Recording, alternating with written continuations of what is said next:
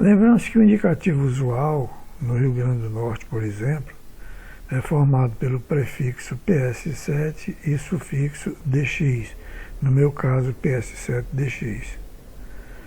Cada estado brasileiro tem o seu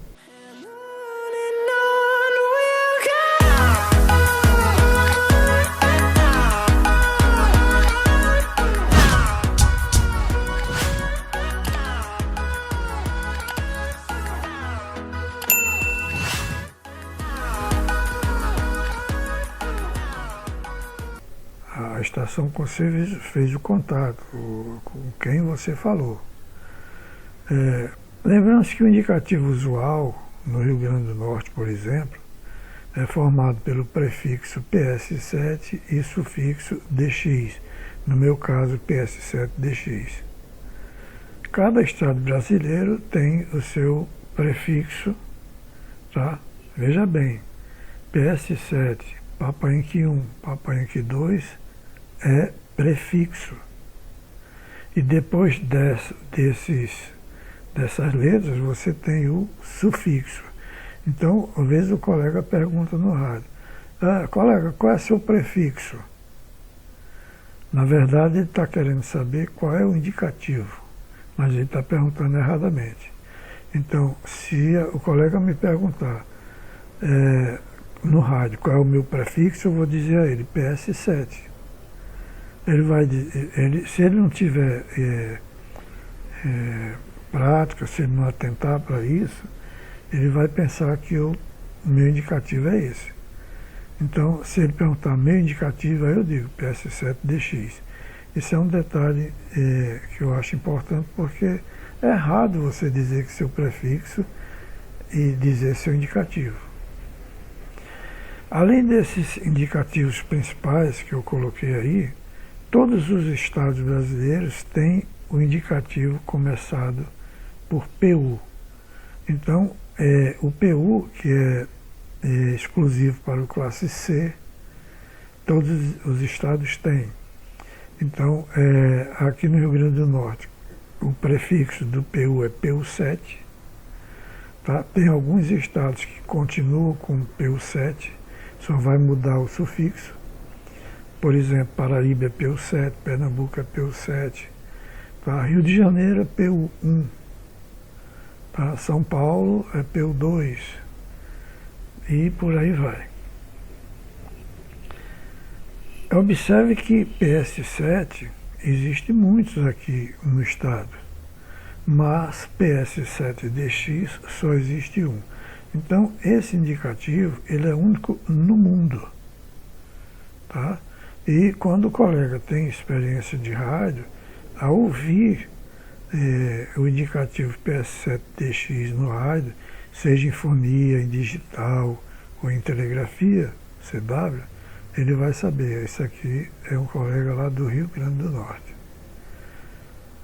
Por que eu estou falando isso? Porque às vezes o colega presta exame, às vezes já está aí no rádio há um tempinho, e pergunta o estado. Tá? Eu digo, PS7DX, ele diz, qual é o seu estado? Era para saber, né? Mas tudo bem. A data ou date, né? Aqui, como o próprio campo diz, você vai colocar a data, e tem alguns cartões QSL que ele já vem, como é o caso do meu, aquele exemplo primeiro que eu dei, separado, ano, mês e data, para não haver confusão, porque você sabe que muita gente usa o formato americano, né, que a sequência é mês, dia, ano. Então, às vezes o colega pode colocar ali no estilo brasileiro, né, no estilo que nós usamos aqui, que é dia, mês e ano, e pode dar um pouquinho de confusão. Então, é bom você fazer o seu QSL com essas colunas separadas. Outra forma de lançar a data que não gera dúvida é colocar o mês em algarismo romano. Tá? O TC ou QTR, esse é o campo destinado ao horário do QSO. Habitue-se a utilizar o horário TC, em alguns estados brasileiros devemos somar 3 horas, como é o caso aqui do Rio Grande do Norte, a hora local, e você terá o horário UTC. Então, aqui no Rio Grande do Norte, 10 horas da manhã, se eu fizer um QSO 10 e 15 da manhã, eu vou registrar como 13 e 15 da manhã. Tá certo? Olha a importância disso se você tiver um QSO às 23 horas e 10 minutos da noite, né? E você registrar como 23 horas. Ele vai sair com a data daquele dia. E se você colocar como UTC, ele vai sair com a data do dia seguinte e com horário de 2 horas e 15 minutos, 2 horas da manhã.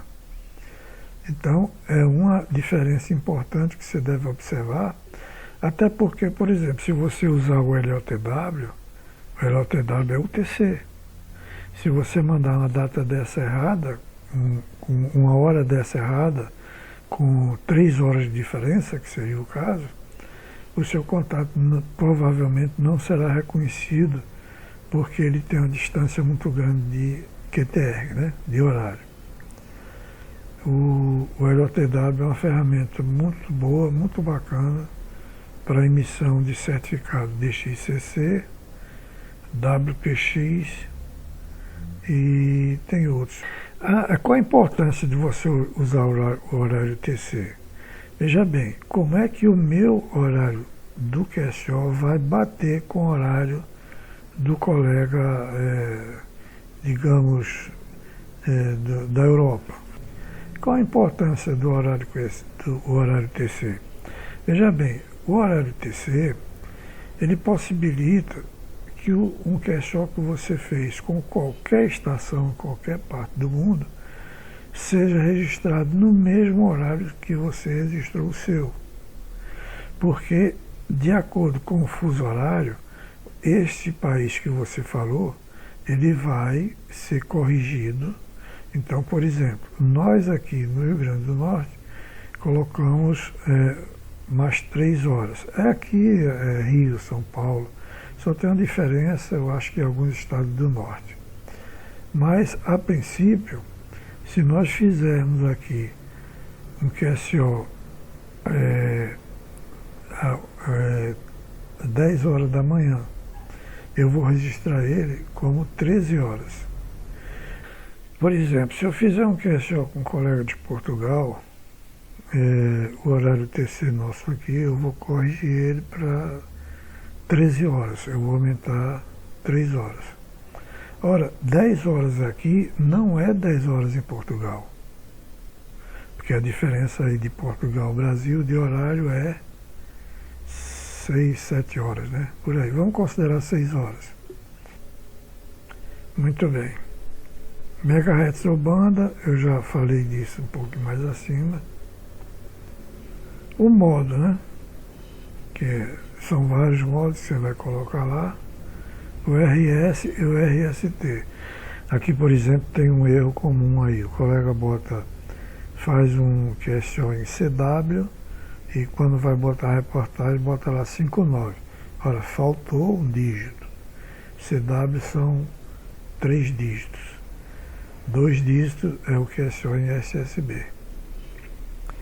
Qual a importância dessa numeração, né? E o que significa? O R, inteligibilidade, que varia de 1 a 5. O S é a intensidade do sinal, que varia de 1 a 9. E o T é a tonalidade, que varia de 1 a 9. Veja bem, se eu estou fazendo o QSO com um colega e passo 599 para ele, eu estou dizendo que o sinal dele está perfeito. Tá? 5 de inteligibilidade, 9 de intensidade, está chegando forte. E a tonalidade também, 9, está ótimo.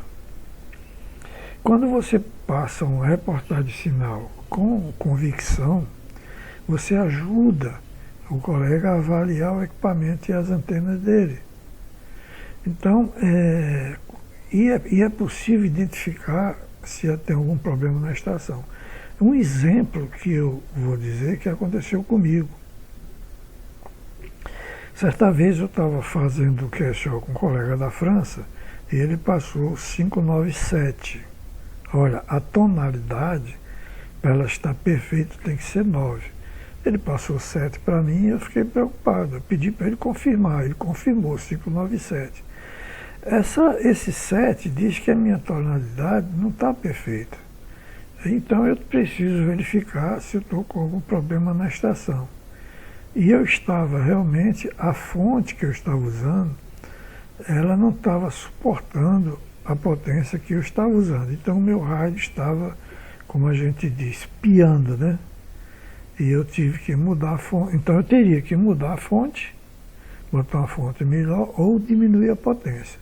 Para isso que serve essa reportagem de sinal. Por outro lado, se eu passar uma reportagem 339, eu estou dizendo que o sinal está, né, não está 100%, mas está dando para ouvir, tanto é que eu estou reportando. Mas a tonalidade está boa. Mas a intensidade está 3, está muito baixinho, o ponteiro mal mexe, tá? O ponteiro de indicação de sinal, e essa é uma reportagem real. Outro detalhe do cartão QSL que deve ser respeitado são as suas dimensões, né? Tamanho, peso e o tipo de cartão. Você tem um cartão padrão, né? Que você não pode ser um papel muito fino, porque ele dá trabalho ao birô de QSL trabalhar com isso, e também não pode ser muito grosso, porque ele fica muito pesado. O tamanho aí é 9 por 14 e a gramatura no máximo 150 gramas. Tá bom?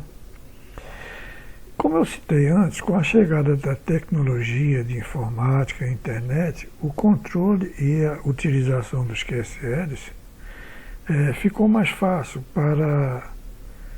tanto para o controle como para solicitar alguns diplomas, cujas plataformas já estão totalmente formatizadas. Por exemplo, o LOTW, você não envia QSL, você faz o upload do seu arquivo de log, né? Do seu logbook. O QRZ.com, da mesma forma, o NDGQSL.br, que é o Natal Digital Group, ele também tem a emissão de certificados totalmente digitalizado. Aliás, foi o primeiro grupo aqui no Brasil a fazer isso, antes mesmo da nossa Lab. Então, se você tem computador e você usa para registrar seus QSOs, você tem, através dele, mais facilidade para solicitar certificados via plataforma, né? Desses patrocinadores. Muito bem, eu ainda sou usuário, né, do cartão QSL em papel.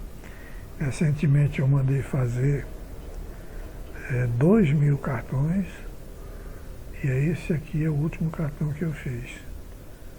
Tá? Recebi há pouco tempo. Então tá aí, gente. O cartão QSL, eu gosto de receber o cartão QSL, porque pelo cartão QSL você vê a foto, né? Às vezes você vê o colega passa informações da cidade, você vê às vezes uma foto de uma estação dele, você tem uma informação assim mais pessoal, né? Do que simplesmente um arquivo ADIF, né? Que você envia para solicitar alguns diplomas. Mas isso aí é aquilo, é gosto de cada um, né? A tecnologia faz isso mesmo, mas nós temos aí a Labre trafegando o QSL normalmente, tanto para o Brasil como para o exterior, e de vez em quando eu recebo aqui alguns cartões e também envio. Ultimamente eu enviei aí para Alabre alguns cartões para DX e para o Brasil. Mais uma vez, obrigado aí por assistir o vídeo. Essa matéria sobre QSL, ela foi feita em 2005. Aí eu dei uma repaginada, mas esse texto de 2005 ele está lá no meu site, ps7dx QSL, ps7dx.qsl.br. Então tá aí, eu vou preparar agora um texto preparar um vídeo sobre código Q internacional e o código fonético. Eu vejo alguns erros no rádio, que se a gente puder corrigir é bom. Por exemplo, o colega, em vez de falar, vamos dizer aqui, Papa Sierra, ele fala Papa Serra. Não é Serra, é Sierra. E outras, no código Q, a utilização é a mais diversa que você pode imaginar. Né? Eu não vou questionar aqui o que fala o pessoal das lojas, essas lojas de roupa, né? O cara tá lá com o radinho e falando que vai pro QTO, que não sei o que, e são coisas que não bate, né, com o real significado do QRZ, do código Q. Tá bom? Mas isso acontece. Então tá aí, um abraço e muito obrigado e até o próximo vídeo. Se tiver gostado, dê aí um like e se inscreva no canal para você ser avisado quando tiver novo vídeo aí. PS7DX73.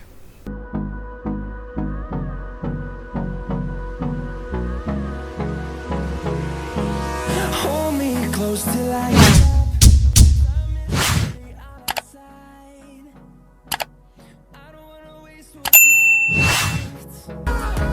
the storms we chase.